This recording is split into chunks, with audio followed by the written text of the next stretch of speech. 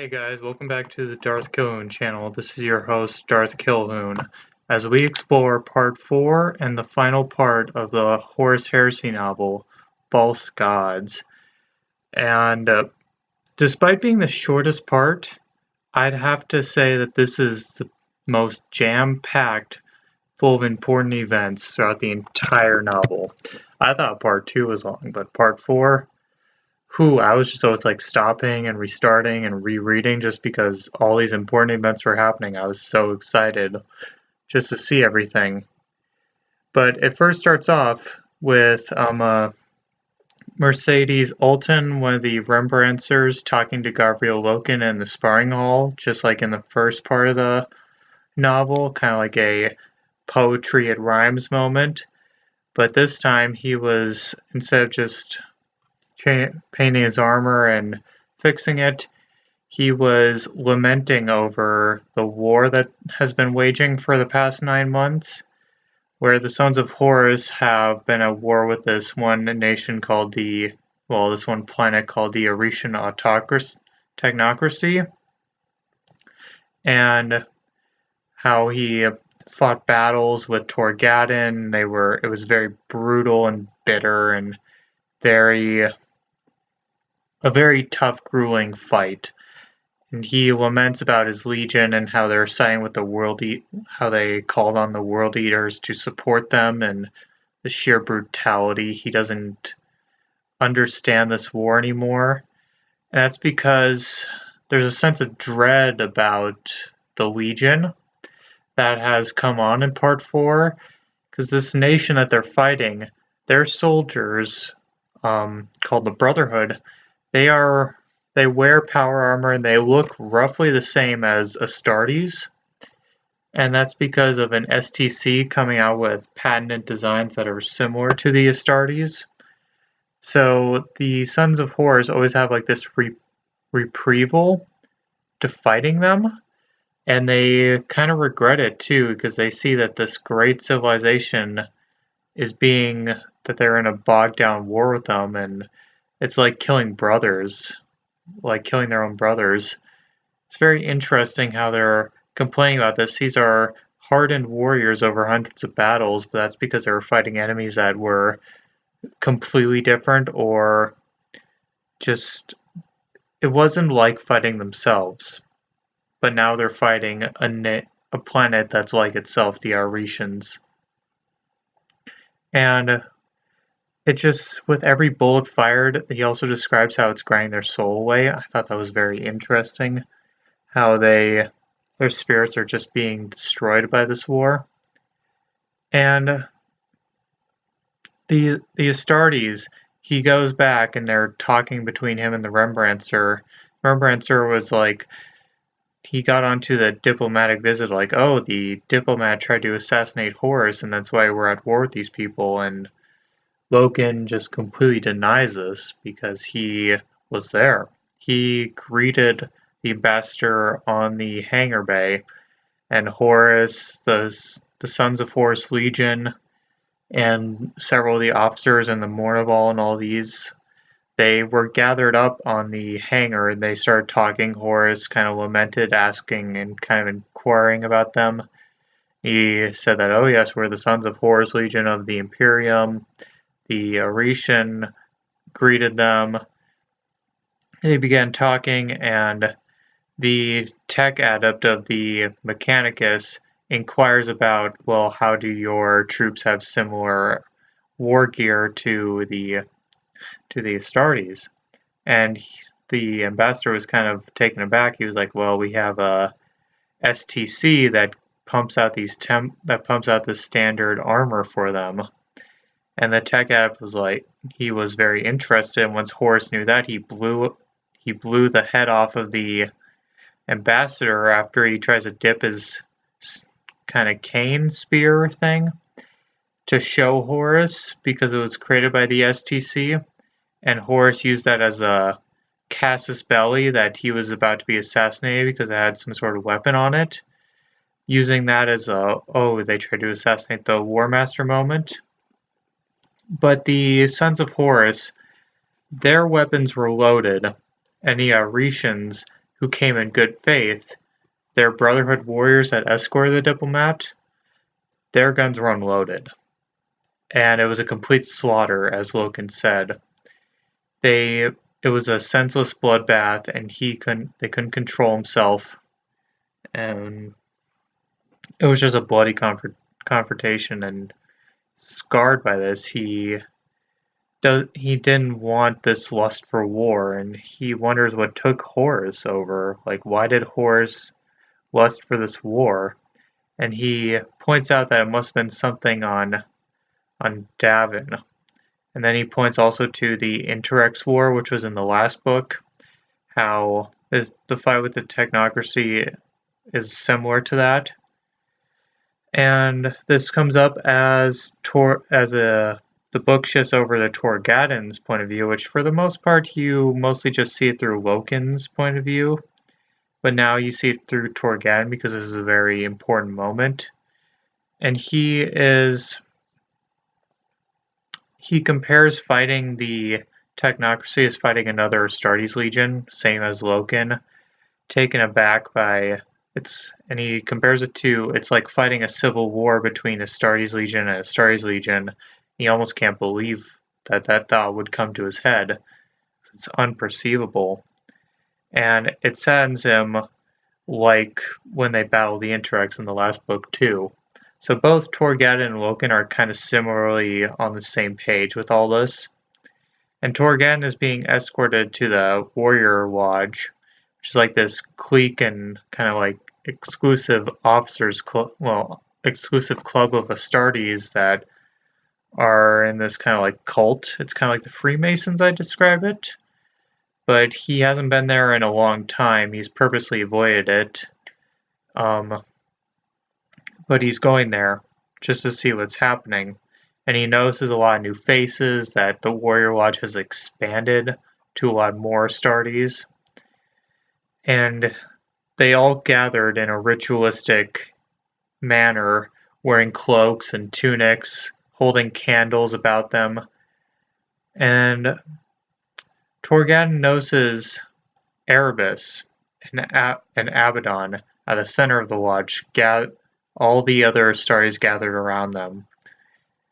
And they talk, and Erebus discusses the point of, well, the Council of Terra is getting suspicious of us, and they're questioning the War Master's way of waging war, and we need to find a scapegoat to blame for all those murders that started these inquiries when they took the dying body of Horus to the Apothecarium. So they propose to put the blame on Loken, and they are trying to get Torgadon on this train of thought. But Torgadon is so disgusted, he takes up his knife and shoves it up to Erebus's throat, demanding answers, demanding to know why, like what happened on Davin and what happened with the Aretians and the Interrex. And he's blaming Erebus for all this, which it is Erebus's fault. He trusts his instincts very well, and they're trying to blame Loken for this, trying to use reason and logic, but Torgadon's not having any of this. And he sides with Loken, throws away his medal, and leaves the Warrior Lodge.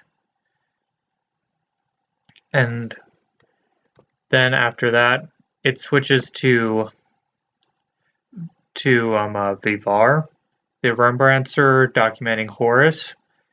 She is in a train of thought, not kind of like with writer's block. She has some writer's block, you can tell. She's trying to write out the story of Horus Lupercal and his deep thoughts and desires that he spewed to her on his deathbed. She's writing it out, but she doesn't understand the warrior aspect of the Astartes. So, but she begins to question, are these people the true saviors of mankind, like this dissident, kind of more liberal thoughts about the aspects of the Imperium that are going around from the Rembrandtsers? she begins to question all this, but she wants to know more. And while they're walking down a hall, her bodyguard, Magard, is respected by the Astartes because they respect warriors. They don't respect the intellectuals and the writers, and she orders Magard to try to get to know the Astartes even though he can't speak, and to understand their rituals and report back to her. So that way she can document it and give what she calls a true accounting of the war. And she sends him off to do that upon that. Then it goes over to Horus. Switches scenes. Horus is in his command deck. He's looking over the war situation. It's not looking the best. They have one more citadel fortress to take on the planet, but it's immense. It's very well defended. They can't breach the walls of it. It's kind of like a modern-day castle siege, or, well, castle siege in space. And he's specifically angry at the World Eaters because he got them there to storm. They're the most violent and bloodlusting legion. He wanted them to breach the walls and just mass-scale slaughter all the defendants, but they haven't breached the walls yet. He's angry that Abaddon also is refusing. I mean, not Abaddon. Angron, the Primarch of the World Eaters, is just sitting in a trench somewhere while he sends one of his own captains to be his ambassador. And he is angrily attacking the captain, ordering them to breach the walls and charge in and kill every last defender. And in the background, he is unintentionally trying to solidify their devotion to the Chaos Gods, the Dark Gods of Chaos, trying to push them towards the tipping point to be another legion in his pocket so he can use them as a weapon, the World Eaters, because they are a very unthinking legion. They are very straightforward, narrow-minded, out for blood type. And while he's thinking about this, the Mechanicus adept, he comes up to Horus and is pressuring him about the safety of the STC, and he would be very pleased if Horus would hand over the STC. But Horus makes a deal instead, so that I'll hand over this STC once we take the planet, if you can promise your portion of the Mechanicum supports him in the heresy to come. He's laying the groundworks for this heresy, for the civil war that he is intending to launch pretty soon.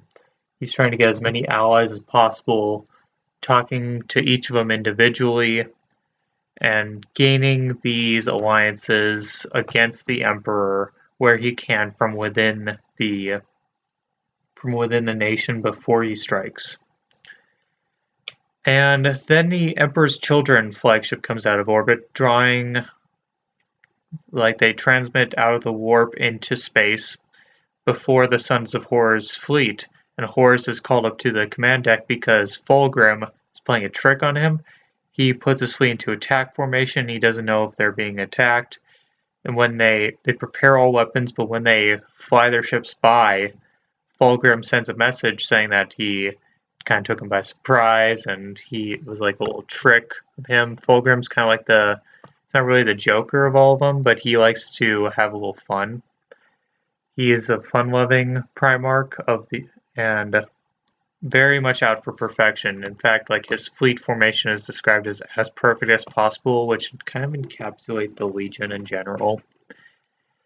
And when Fulgrim comes onto the ship, he is greeted by the Astartes of the Sons of Horus, the Mournival, and Loken is especially. He loves the Emperor's Children. He loves their finesse for battle, their swordsmanship skills, their armor, and he tries to patch up his armor good enough to make it look as good as the Emperor's Children, but still it pales in comparison. And then Fulgrim and Horus kind of talk about the Council of Terra's complaints. Fulgrim delivers a message from them, like, oh, there are some inquiries, and he wonders if it's, oh, maybe just Angron and how his legion conducts war, and Horus kind of deflects it and kind of shifts it onto Angron, and Fulgrim kind of goes with it because he doesn't like the Council of Terror either. And then they also talk about how Leman Russ and the Space Wolves Legion are going to Prospero to apprehend Magnus on the Council of Terror's orders. Just a little side note, taking place in another book later on in the Horus Heresy series. And they go off, end of chapter. Then it goes into the Warrior Lodge.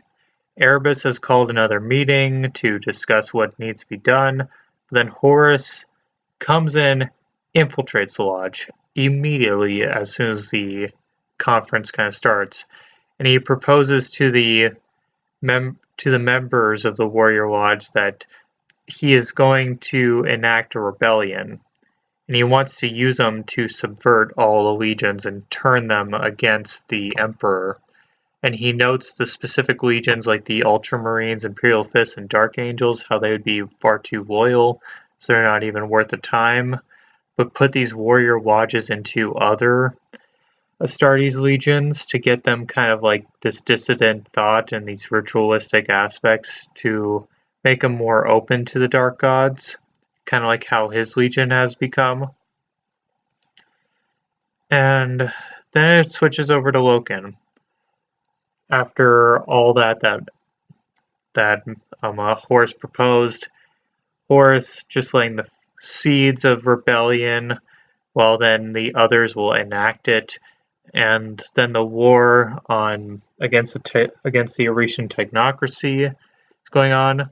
The Mechanicus finally blows a large enough breach in the wall, and Loken and Torgadon are ordered to support the World Eaters with their companies, support their flanks against attack while they charge into the walls. Angron of the World Eaters personally leading the assault. And Angron, he is like this glowing ball of rage and anger. He's described as the angry Primarch. And he puts fear, genuine fear, into the veteran Astartes like Torgadon and Loken. They fear that Primarch, where they more respect the others, because he's just a big clumped ball of hate and anger and is out for blood. He does not care about the Imperium. All he cares about waging war and bloodlust.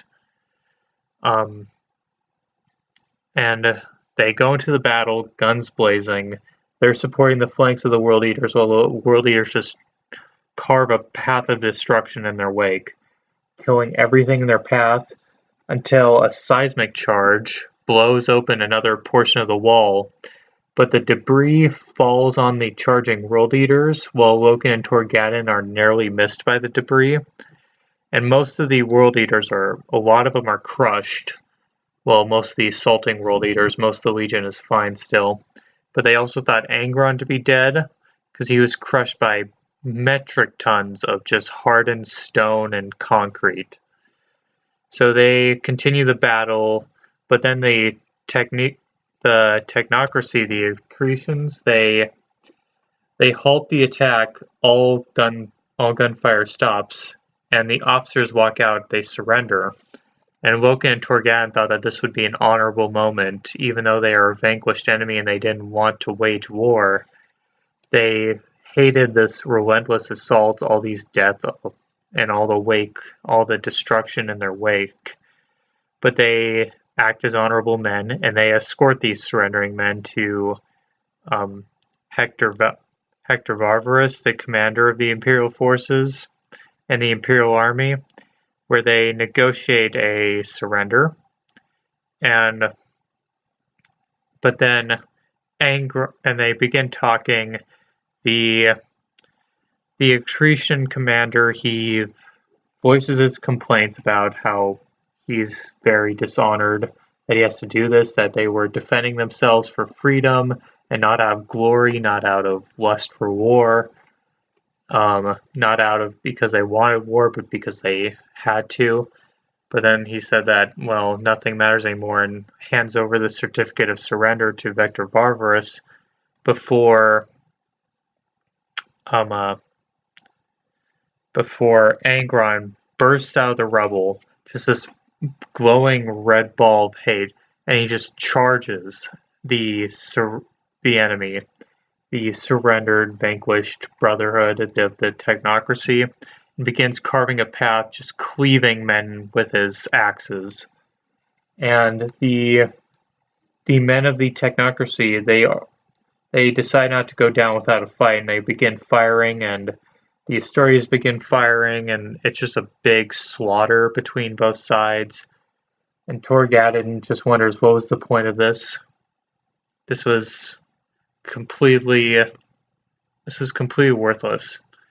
And he notices like that he's no longer proud of his legion anymore, that they are not honorable anymore. That the Sons of Horus have betrayed their ideals. And then it goes to Horus. Horus, of course, and Horus just confirms all this, that he is no longer an honorable man. And he calls all of his most trusted of officers to a meeting, from the Imperial Navy to the Imperial Army, his Astartes sons, and says that he plans to topple the Emperor and take his place, betraying all of his oaths, all of his honor, and betraying the Imperium, something that he once held dear. But all these officers he has talked to in private, and now he gathered them in a room and tells them, yeah, I'm going to rebel. And they all just raise their swords in complete compliance. And Horus just embraces it. He loves that his children, that all these men are behind him. They're going to make him the Emperor of the Galaxy. But this is the beginning of the end for Horus. This is when he signed his pact with the devil before, but this is just the first steps in his pact. And there's no turning away from it now. And Horus declares that he will destroy those who stand in his way, and he will let the galaxy burn until he claims his throne. Then he clears out all of the men, and only takes himself and Abaddon to Vivar's quarters, where he and Abaddon confront her. And Vivar is wondering, like, what's wrong?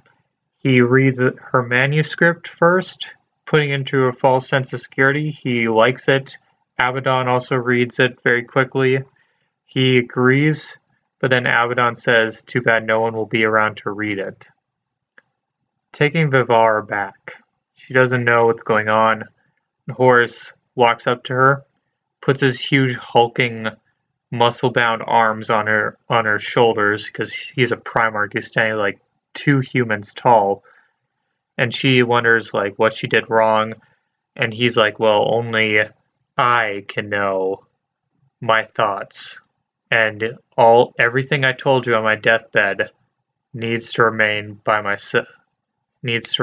with me only. And with that, and then she begs for her life. She says, I'll never tell a soul, I'll burn all my manuscripts, I'll never write again. And he doesn't take that. He's like, well, I gotta be secure about this. Takes her, snaps her neck. And at the same time, Megard, her bodyguard, who was fully taken in by the Astartes and indoctrinated to support them, because he was never respected by Vivar, so he held no loyalty to her, but the Astartes respected him. And he takes that to heart. He fully commits to the cause. And he goes to Carcassy, his quarters. He's the poet Rembrandtser that has been spreading all these rumors about the Sons of Horus and sending notes to the Council of Terra, telling them about what the Sons of Horus were doing. And Megard puts a pistol to his throat and is about to shoot, but then it pans away. And that's the end of the book, leaving you in suspense till the 3rd book, because this is ultimately a trilogy within an overarching story. So I don't know what's going to happen to Carcassi, but I'm definitely looking forward to book 3. I really want to get to it as ASAP, but overall, I love this part of the book. It sets so much up and makes you want more. Makes you want to know what Horus is going to do specifically. I already know what his fate is and what he's going to do, but for all those people who don't know 40K, this is kind of like if you were to go into this, you could understand what's going on, but not know the result, which will leave you in a sense of suspense that 40K fans are not in. But thank you guys for joining me today. I'm not sure if I'm going to go to book 3, or I'm going to go to book 1. I could do a review of either, but I'm also going to do my overall thoughts in another video. But thank you guys for joining me today. This is Darth Kilhoon signing off.